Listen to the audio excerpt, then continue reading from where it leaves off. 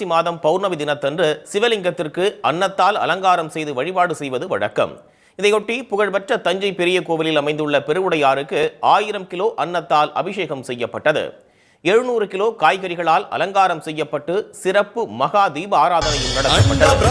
அன்னாபிஷேகத்தில் திரளான பக்தர்கள் நீண்ட வரிசையில் காத்திருந்து சுவாமி தரிசனம் செய்தனர்.